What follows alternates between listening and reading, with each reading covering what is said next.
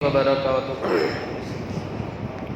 نحمده ونصلي على رسوله الكريم اما بعد فاعوذ بالله من الشيطان الرجيم بسم الله الرحمن الرحيم كل نفس ذائقة الموت آمنت بالله صدق الله مولانا العظيم وبلغنا رسوله النبي الأمين المتين المكين المختار الكريم ونحن على ذلك لمن الشاهدين والشاكرين والذاكرين والحافظين والواصفين والحامدين والحمد لله رب العالمين إن الله وملائكته يصلون على النبي يا أيها الذين آمنوا صلوا عليه وسلموا تسليما اللهم صل على سيدنا ومولانا محمد معدن الجود والكرم وآلہ الکرام واصحابہ العظام وابنہ الکریم وبارک وسلم۔ عزیزان ملت اسلامیہ، بس مختصر وقت کے لیے آپ کے سامنے حاضر ہوا ہوں، کچھ آپ سنیں، ہم بھی کچھ سنیں، اور انشاءاللہ ہم سب مل کر کے اس پر عمل کرنے کی کوشش کریں۔ اللہ تعالی ہمیں اپنے حبیب صلی اللہ علیہ وآلہ وسلم کے بتائے ہوئے راستے کے مطابق زندگی کے شب و روز گزارتے رہنے کی توفیق رفیق عطا فرمائے۔ قرآن مقدس میں اللہ رب العزت ارشاد فرماتا ہے کل نفس ذائقۃ الموت، ہر جان کو، ہر نفس کو، ہر انسان کو، ہر ذی روح کو، اور اسی طرح ہر بے جان کو موت کا مزہ چکھنا ہے۔ ایک دن سب فنا ہونے والے ہیں۔ کل من علیہا فان، جتنے بھی جان والے ہیں، جتنے بھی جاندار ہیں، چاہے وہ عقل والے ہو یا بے عقل ہو، سارے لوگوں کو ایک نہ ایک دن فنا ہونا ہے، اس دنیا کو خیر آباد کہنا ہے۔ ایک دوسرے مقام پر بھی اللہ رب العزت نے ارشاد فرمایا کل شیء ہالک الا وجہہ، ساری چیزیں فنا ہو جائے گی، باقی رہنے والی صرف ذات جو ہے وہ رب العالمین کی ہے، اس کے علاوہ ساری چیزیں جتنی بھی ہیں وہ کیا ہو جائے گی؟ فنا ہو جائے گی۔ اللہ رب العزت نے انسان کو زندگی اسے عطا فرمائی، ایک دن اسے مرنا ہے، لیکن ساتھ ہی ساتھ انسان کو یہ بھی حکم دیا کہ وہ آخرت کی تیاری کرے۔ فرمان خداوندی ہے، ارشاد خداوندی ہے۔ اللہ رب العزت ارشاد فرماتا ہے یا ایھا الذین آمنوا اتقوا اللہ ولتنظر نفس ما قدمت لغد واتقوا اللہ، اے ایمان والو اللہ سے ڈرو۔ یا ایھا الذین آمنوا اتقوا اللہ، اے ایمان والو اللہ سے ڈرو۔ ولتنظر نفس ما قدمت، اور چاہیے کہ ہر جان، ہر نفس، ہر انسان، ہر آدمی یہ دیکھے کہ کل کے لیے، آخرت کے لیے، وفات کے بعد، موت کے بعد، قبر کے اندر، اور اسی طرح قبر کے بعد جو آخرت کی منزل ہے اس کے لیے اس نے کیا تیاری کر رکھی۔ پھر آگے اللہ نے ایک مرتبہ اور وہ بات یاد دلائی جو شروع میں ارشاد فرمائی تھی، اتقوا اللہ، پہلے تو ایک بار فرمایا، دوسری مرتبہ پھر اور آگے ارشاد فرمایا اللہ سے ڈرو۔ آپ جانتے ہوں گے کہ اگر کوئی کام ہم کسی کو سپرد کر رہے ہیں، سونپ رہے ہیں، تو ہم تاکید کے لیے اسے 2 بار کہتے ہیں، کم سے کم 2 بار، اور کبھی کبھی تو ایسا ہوتا ہے کہ 3-4 بار کہتے ہیں، سامنے والا جو ہے وہ بالکل جلال میں آ جاتے ہیں، بھائی کتنی بار کہیں گے، پتہ چل گیا، مجھے سمجھ گیا، میں بھی انسان ہوں، مجھے بھی عقل ہے، وغیرہ وغیرہ۔ عرض کرنے کا مقصد یہ ہے کہ ہم اپنی زبان میں، اپنے انداز میں اگر کسی بات کا کسی کو حکم دیتے تو تاکید کے لیے 2 مرتبہ اسے کہتے ہیں کہ اسی پر تمہیں عمل کرنا ہے، بلا شبہ، بلا تشبیہ و تمثیل۔ اللہ رب العزت نے قرآن مقدس میں اپنی ذات سے ڈرنے کا حکم 1 مرتبہ نہیں بلکہ ایک ہی آیت میں 2 مرتبہ ارشاد فرمایا۔ اس سے ہمیں پتہ چلتا ہے کہ ہمیں اپنے دل میں اللہ رب العزت کا خوف رکھنا چاہیے، اور حقیقت میں اگر دیکھا جائے انسان کے دل میں اگر خداوند قدوس کا خوف آ گیا، خشیت ربانی سے اس کا سینہ معمور ہو گیا، وہ انسان گناہوں سے بچا رہے گا انشاءاللہ، اور رسول کریم صلی اللہ علیہ وآلہ وسلم کی سنتوں کے مطابق زندگی گزارنے لگ جائے، گناہوں سے بچ جائے گا، نیک بننے کی کوشش کرے گا، اور رسول اللہ کے بتائے ہوئے راستے کے مطابق وہ بندہ اپنی زندگی کے شب و روز گزارنے کی کوشش کی شروعات کر دے گا۔ اللہ نے اس آیت کریمہ میں تیاری کا حکم دیا۔ آج اگر ہم دیکھیں انسان کی زندگی کا جائزہ لیں، انسان دنیاوی اعتبار سے ہر چیز کی تیاری کرتا ہے۔ جیسے اگر اسے کوئی گھر بنانا ہے تو پہلے زمین کی تیاری کرے گا، اسی طرح دستاویز وغیرہ، پھر باندھکام وغیرہ، کنسٹرکشن وغیرہ، یہ ساری چیزیں، یعنی ایک ایک چیز کی وہ بندہ تیاری کرتا ہے۔ اسی طرح کسی کے یہاں شادی ہونی ہو، 6 مہینے 8 مہینے پہلے ہال کی بکنگ کرا لینی پڑتی ہے، ورنہ بھائی ویکیشن ہے، دیوالی کا موقع ہے، یہ موقع ہے، وہ موقع ہے، ہو سکتا ہے ہال وغیرہ نہ ملے۔ غلط نہیں ہے، حرام ناجائز نہیں ہے، بس عرض کرنے کا مقصد یہ ہے کہ دنیاوی اعتبار سے انسان ہر چیز کی تیاری کرتا ہے، اور ویسے کر بھی سکتے، ناجائز و حرام نہیں، لیکن افسوس انسان پر اس وقت ہوتا ہے کہ جتنی وہ بندہ دنیا کی تیاری کرتا ہے اتنی آخرت کی تیاری نہیں کرتا۔ جتنی بندہ دنیا کی تیاری کرتا ہے، دنیا کے لیے پریشان رہتا ہے، اتنا وہ آخرت کے لیے پریشان نہیں رہتا، اس کی فکر نہیں کرتا، اللہ کے پیغام کو فراموش کر دیتا ہے۔ جبکہ یاد رکھے، دنیاوی زندگی کے لیے اگر وہ بندہ تیاری کرتا ہے، ثواب ملے نہ ملے اس کی کوئی گارنٹی نہیں، لیکن آخرت کی بندہ تیاری کر لے، میرے آقا مصطفیٰ کریم فرماتے جو بندہ دنیاوی فکر کو چھوڑ کر کے آخرت کی فکر کے لیے، مرنے کے بعد کی زندگی کے لیے ایک لمحہ ایک گھڑی غور و فکر کرتا ہے، اللہ اسے 60 سال کی عبادت سے زیادہ ثواب عطا فرماتا ہے۔ اب ذرا سوچو تو صحیح، کتنا آسان عمل ہے۔ انسان کم سے کم 24 گھنٹے میں سے تھوڑا سا وقت نکال کر یہ سوچے، غور و فکر کرے، یار مجھے مرنا ہے۔ جب اسے ٹینشن ہوگا، تھوڑی سی فکر ہوگی کہ بھائی مجھے مرنا ہے، تو مرنے کے بعد کی بھی انشاءاللہ وہ تیاری کی کوشش کرے گا، تیاری کرنے لگے گا کہ اب مجھے مرنا ہے، اللہ کے حضور حاضر ہو کر کے جواب دہ ہونا ہے۔ یاد رکھیں، حدیث پاک میں تو یہ بھی آتا ہے، اللہ کے رسول صلی اللہ علیہ وآلہ وسلم کے صحابہ مصطفیٰ کریم کی بارگاہ میں عرض کرتے، یا حبیبنا یا رسول اللہ علیک الصلاۃ والتسلیم، ذرا یہ ارشاد فرمائے کہ وہ بندہ یا کوئی بندہ ایسا بھی ہے جسے میدان جنگ میں جائے بغیر، میدان جنگ میں جہاد میں جائے بغیر اللہ اسے شہادت کا منصب عطا فرمائے، شہادت کے درجے پر فائز فرمائے۔ میرے آقا مصطفیٰ کریم فرماتے کتنا آسان عمل ہے، ہمیں اس حدیث پاک پر عمل کرنے کی ضرورت ہے۔ میرے آقا مصطفیٰ کریم فرماتے جو بندہ ایک دن میں کم از کم 20 مرتبہ موت کو یاد کرتا ہے، اللہ اسے شہید کے برابر درجہ عطا فرمائے۔ کتنا آسان عمل ہے، لیکن افسوس کی بات ہے کہ ہم نے آخرت کو، موت کو، مرنے کے بعد کی زندگی کو، محشر کو، قیامت کو، ان ساری چیزوں کو فراموش کر دیا ہے، ہم دنیاوی زندگی کے اندر لگ گئے۔ امام اہل سنت حضور اعلیٰ حضرت فرماتے ہیں کہ انسان کو چاہیے کہ مرنے کے لیے خوشی سے تیار رہے۔ کسی نے کہا کہ حضرت جو بندہ گناہ گار ہو، دن رات گناہوں کے اندر ملوث رہتا ہو، وہ بندہ مرنے کے لیے خوشی سے تیار رہے؟ تو حضور اعلیٰ حضرت فرماتے ہیں کہ میرے کہنے کا مقصد یہ ہے کہ انسان مرنے کے لیے تیار رہے، مطلب گناہوں کو چھوڑ کر کے اللہ کا نیک بندہ بننے کی کوشش کرے، اس طریقے سے وہ بندہ خوش ہو کر کے مرنے کے لیے تیار رہے، ورنہ یہ نہیں دن رات گناہوں میں ملوث ہے اور مرنے کے لیے خوشی سے تیار ہے۔ حضور اعلیٰ حضرت نے ہمیں اس بات سے یہ پیغام دیا کہ انسان مرنے کے لیے تیار رہے تو اچھا عمل بھی کرے، گناہوں سے باز بھی رہے، توبہ بھی کرے، استغفار بھی کرے، اللہ کی بارگاہ میں گڑ گڑائے، عاجزی کرے، انکساری کرے۔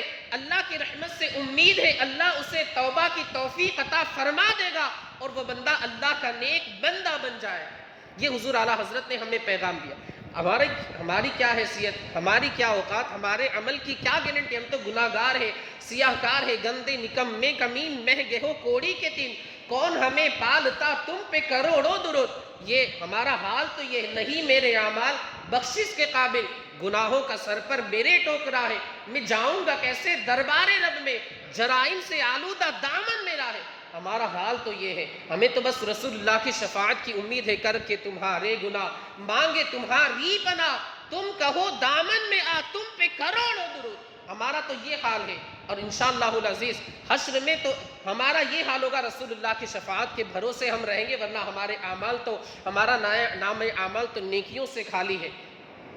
وہ کہتے ہیں کہ ڈھونڈا ہی کدے صدر قیامت کے سپاہی، وہ کس کو ملے جو تیرے دامن میں چھپا ہو، آتا ہے فقیروں پہ انہیں پیار کچھ ایسا، خود بھیک دے اور خود کہے منگتا کا بھلا ہو۔ ہمیں تو رسول اللہ کی شفاعت کی امید ہے، ورنہ ہمارے تو اعمال جو ہے وہ اچھے نہیں ہے، ہمارا نام اعمال تو نیکیوں سے خالی، ہمیں رسول اللہ کی شفاعت کی امید ہے۔ تو ہمیں تو اور زیادہ موت کو یاد کرنا چاہیے، ہمیں تو اور زیادہ توبہ کرنی چاہیے، استغفار کرنی چاہیے، اللہ وحدہ لا شریک کی بارگاہ میں گڑ گڑا کر اپنے گناہوں سے توبہ کرنی چاہیے۔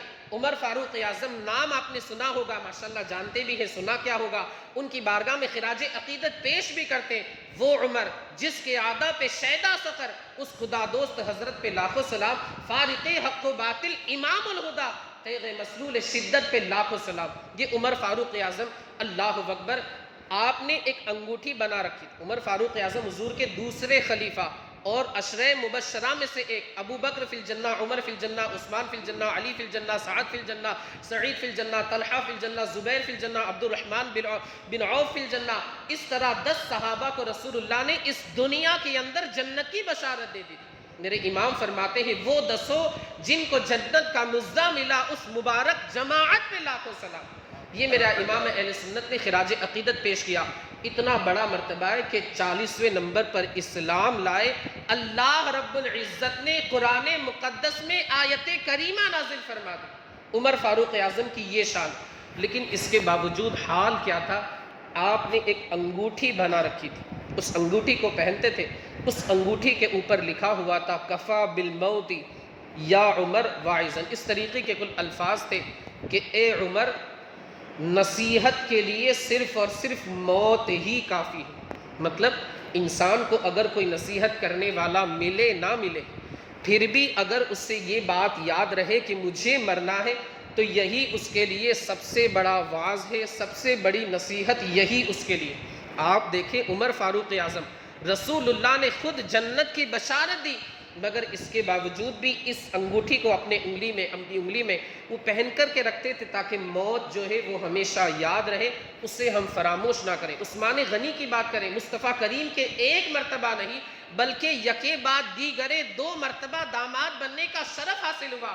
میرے امام فرماتے ہیں نور کی سرکار سے پایا دوشالہ نور کا، وہ مبارک تن کو زن نورین جوڑا نور کا۔ یہ میرے امام نے حضرت عثمان غنی کی بارگاہ میں خراج عقیدت پیش کیا۔ لیکن آتا ہے کتابوں میں، تاریخ کی کتابوں میں لکھا ہے کہ جب بھی آپ قبرستان تشریف لے جاتے، قبروں کو دیکھ کر کے اس قدر روتے، اس قدر روتے، اس قدر آنسو بہاتے کہ آپ کی داڑھی شریف تر ہو جایا کرتی، بھیگ جایا کرتی تھی۔ کسی نے پوچھا آخر کیا بات ہے کہ آپ جنت و دوزخ کی یاد میں اتنا نہیں روتے، قیامت وغیرہ کا ذکر ہوتا ہے اس میں اتنا نہیں روتے، لیکن جب آپ قبر کو دیکھتے ہیں تو آپ بے انتہا رونے لگتے ہیں، آنسو بہانے لگتے ہیں، آپ کی آنکھیں نم ہو جاتی ہیں، اشکبار ہو جاتی ہے، اور اس سے بالکل آنسو برسنے لگتے ہیں، بے انتہا، رکتے ہی نہیں، تھمتے ہی نہیں۔ حضرت عثمان غنی فرماتے ہیں کہ سنو سنو، میں نے اپنے نبی مصطفیٰ کریم رؤوف الرحیم جناب محمد الرسول اللہ صلی اللہ علیہ وآلہ وسلم کو یہ ارشاد فرماتے ہوئے سنا کہ یہ قبر جو ہے وہ انسان کی سب سے پہلی منزل ہے، یہ قبر انسان کی سب سے پہلی منزل ہے۔ اس منزل میں اگر انسان ناکام ہو گیا، بعد کی ساری منزلوں میں ناکام ہو جائے، لیکن جو بندہ اس قبر کی منزل کے اندر کامیاب ہو گیا، بعد کی ساری منزلوں میں وہ کامیاب ہو جائے۔ آپ دیکھیں حضرت عثمان غنی رسول اللہ کے ایک مرتبہ نہیں بلکہ 2 مرتبہ داماد بنے، رسول اللہ کے تیسرے خلیفہ بنے۔ رسول اللہ صلی اللہ علیہ وآلہ وسلم نے جنہیں اس دنیا کے اندر جنت کی بشارت دی تھی وہ عثمان غنی، مگر اس کے باوجود عالم یہ تھا کہ قبروں کو دیکھ کر کے بے اختیار آپ کے آنسو نکل جایا کرتے تھے۔ جب عثمان غنی کی یہ شان، عثمان غنی کا یہ حال ہے تو ہمارا کیا شمار، ہم کس شمار میں؟ ہم تو گناہگار ہیں، سیاہ کار ہیں، دن رات گناہوں کے اندر ملوث رہا کرتے ہیں۔ تو ہمیں چاہیے کہ ہم نصیحت حاصل کریں، عبرت حاصل کریں اور موت کو ہمیشہ یاد کرتے رہیں۔ حدیث پاک ہے اکثروا ذکر حازم اللذات الموت، لذتوں کو ختم کرنے والی جو چیز ہے یعنی وہ موت، اسے کثرت سے ہمیں یاد کرتے رہنا چاہیے۔ اور اللہ رب العزت نے موت کے قاصد بھی پہلے ہی سے روانہ فرما دی۔ حضرت سیدنا یعقوب علیہ نبینا وعلیہ الصلاۃ والتسلیم کے پاس حضرت سیدنا اسرائیل علیہ الصلاۃ والتسلیم آئے، ملک الموت جنہیں کہا جاتا ہے، حضرت یعقوب نے فرمایا کہ جب تم میرے پاس آؤ تو اچانک مت آ جانا، کوئی قاصد وغیرہ بھیجنا۔ حضرت اسرائیل نے کہا ٹھیک ہے میں قاصد وغیرہ بھیج دوں گا۔ اب وقت گزرتا رہا، اچانک حضرت سیدنا یعقوب علیہ نبینا وعلیہ الصلاۃ والتسلیم کے پاس جب ان کی وفات کا وقت قریب آیا، ظاہری طور پر، ورنہ انبیاء کی شان تو یہ ہے، میرے امام فرماتے انبیاء کو بھی اجل آنی ہے، مگر ایسی کہ فقط آنی ہے، پھر اسی آن کے بعد ان کی حیات مثل سابق وہی جسمانی۔ اور سب سے مشہور شعر تو آپ جانتے ہوں گے، فرماتے ہیں میرے امام تو زندہ ہے واللہ، تو زندہ ہے واللہ، میرے چشم عالم سے چھپ جانے والا۔ یہ انبیاء کرام علیہم الصلاۃ والتسلیم کی شان ہوتی ہے۔ اب حضرت سیدنا یعقوب کا ظاہری طور پر وفات کا وقت آ گیا، حضرت سیدنا اسرائیل علیہ الصلاۃ والتسلیم آ گئے، ملک الموت حضرت یعقوب کے سامنے آئے تو کہا کیوں آئے ہو؟ حضرت اسرائیل نے کہا کہ میں آپ کی روح قبض کرنے کے لیے آیا ہوں۔ حضرت سیدنا یعقوب علیہ نبینا وعلیہ الصلاۃ والتسلیم نے ارشاد فرمایا کہ میں نے تم سے نہیں کہا تھا کہ آنے سے پہلے 2-3 قاصد بھیج دینا، 2-3 قاصد میرے پاس بھیج دینا۔ حضرت سیدنا اسرائیل عرض کرتے ہیں کہ میں ڈائریکٹ نہیں آیا بلکہ میں نے 3 قاصد آپ کے پاس بھیجے۔ حضرت سیدنا یعقوب علیہ نبینا وعلیہ الصلاۃ والتسلیم نے ارشاد فرمایا وہ 3 قاصد کون سے ہیں؟ حضرت سیدنا اسرائیل علیہ الصلاۃ والتسلیم نے عرض کی سب سے پہلا قاصد میرا یہ تھا کہ آپ جب 40 کے تھے، اب جوانی کا عالم تھا، اس وقت آپ کا بدن مضبوط تھا، آپ کے بدن کے اندر طاقت تھی، توانائی تھی، لیکن جب آپ بڑھاپے کی منزل میں آپ نے قدم رکھا، بڑھاپے کی دہلیز پر دستک آپ نے دی تو آپ کے بدن کے اندر کمزوری آ گئی۔ یہ میرا پہلا قاصد تھا، ایک قاصد ہوا۔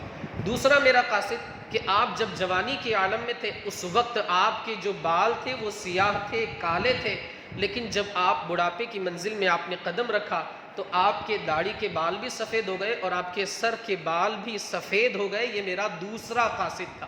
تیسرا قاصد حضرت سیدنا اسرائیل نے عرض کی کہ جب آپ جوان تھے اس وقت آپ کی کمر بالکل سیدھی تھی، لیکن جب آپ بڑھاپے کی منزل میں آپ آئے، آپ نے بڑھاپے کی منزل میں قدم رکھا، اس وقت آپ کی کمر تھوڑی سی جھک گئی۔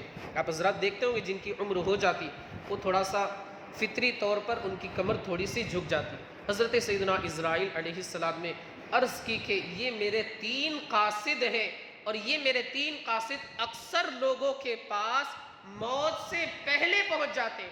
عزیزان ملت اسلامیہ، ہمیں اس واقعے سے یہ سبق ذہن اور درس ملتا ہے کہ اگر انسان کے پاس یہ 3 چیزیں آ رہی ہیں تو اسے آخرت کی فکر کرنی چاہیے، اور اس کی موت بہت قریب ہے، اور یہ نہ سمجھے کہ بس انسان یعنی ہر انسان اس انتظار میں رہے کہ اس کے پاس یہ 3 چیزیں آئے گی، اس لیے کہ موت کا کوئی بھروسہ نہیں۔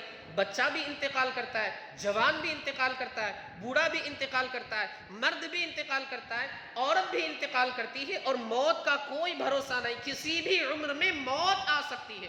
لیکن جب یہ 3 چیزیں کسی کے پاس آ گئی تو اسے تو اپنی آخرت کی فکر اور زیادہ کرنی چاہیے۔ موت سے کس کو رستگاری ہے؟ آج وہ تو کل ہماری باری ہے۔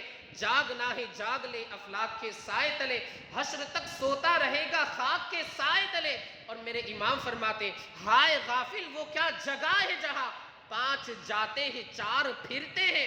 اور قبر کے تعلق سے فرماتے اندھیرا گھر، قبر میں تاریکی ہوگی، اندھیری ہوگی، اکیلی جاں، ایک ہی بندہ ہوگا، ایک قبر میں ایک ہی ہوگا، اندھیرا گھر، اکیلی جاں، دم گھٹتا۔ اس وقت ظاہر سی بات ہے انسان اگر گناہگار ہوگا تو اس سے تکلیف ہوگی، اس کا دم گھٹے گا، سانس گھٹنے لگے گا، دل اکتاتا، دل پریشان ہوگا۔ اندھیرا گھر، اکیلی جاں، دم گھٹتا، دل اکتاتا، خدا کو یاد کر پیارے وہ ساعت آنے والی ہے۔ مطلب ہر انسان کو مرنا ہے، قبر میں جانا ہے، تاریکی ہوگی، اکیلا ہوگا، کوئی اس کے ساتھ نہیں ہوگا۔ انسان کے ساتھ اگر کچھ ہوگا تو وہ اس کا عمل ہوگا، اگر اچھا عمل ہے بندہ عافیت میں رہے گا، اور اگر معاذ اللہ اس کا اچھا عمل نہیں ہے تو اسے پھر اس عمل کی سزا اس دنیا کے اندر قبر میں بھی ملے گی اور آخرت میں بھی اسے ملے گی۔ جیسا کہ جن کے لیے ایصال ثواب کرنے کے لیے اس محفل کو سجایا گیا، الحمدللہ ثم الحمدللہ بلا مبالغہ. آپ حضرات بھی جانتے ہیں وہ علماء سے محبت کرنے والے تھے. اور یاد رکھیں یہ ایک بات حدیث پاک بھی ہے کہ جو بندہ کسی عالم دین کی زیارت کرتا ہے گویا وہ میری زیارت کرتا ہے. رسول اللہ کا فرمان جو کسی عالم دین سے مصافحہ کرتا ہے گویا وہ محمد الرسول اللہ سے مصافحہ کرتا ہے. اور یہ بھی یاد رکھیں حدیث پاک کے الفاظ ہیں کہ کل قیامت کے دن نفسی نفسی کے عالم میں اللہ رب العزت جو علماء ہوں گے علم دین حاصل کرنے والے عالم حضرات ان کی جماعت سے ارشاد فرمائے گا کہ تم اپنے شاگردوں کی یا اپنے چاہنے والوں کی شفاعت کرو اگرچہ آسمان کے ستاروں کے برابر ہو. اس وقت لوگ عالم دین کو اپنے تعلقات یاد دلائیں گے یہاں تک کہ اگر کسی بندے نے عالم دین کو وضو کا پانی لا کر کے دیا ہوگا وہ عالم دین کو وہ بات یاد دلائے گا یہاں تک کہ عالم دین اس بندے کی شفاعت کر کے اس کا ہاتھ پکڑ کر کے اسے جنت میں داخل فرما دے. تو اللہ کی رحمت سے امید ہے کہ عالی جناب حاجی افروز بھائی نے جو علماء کی خدمت کی ہے اللہ رب العزت اس علماء کی خدمت کے صدقے میں اللہ کی رحمت سے امید ہے اللہ ان کی بے حساب مغفرت فرمائے. ویسے بھی جس وجہ سے ان کا انتقال ہوا حدیث پاک کے مطابق جو حادثے کا شکار ہو جاتا ہے اللہ اسے شہادت کا منصب عطا فرماتا ہے. تو الحمدللہ ہم یہاں پر ان کے ایصال ثواب کے لیے جمع ہوئے. اللہ رب العزت ہماری اس حاضری کو قبول فرمائے اور اللہ رب العزت مرحوم کی بے حساب مغفرت فرمائے ان کے درجات کو بلند فرمائے. گھر والوں کو پسماندگان کو اس پر صبر جمیل عطا فرمائے اور اس صبر پر انہیں اجر جزیل عطا فرمائے. استغفر اللہ ربی من کل ذنب واتوب الیہ وآخر دعوانا ان الحمد للہ رب العالمین. السلام علیکم ورحمۃ اللہ وبرکاتہ.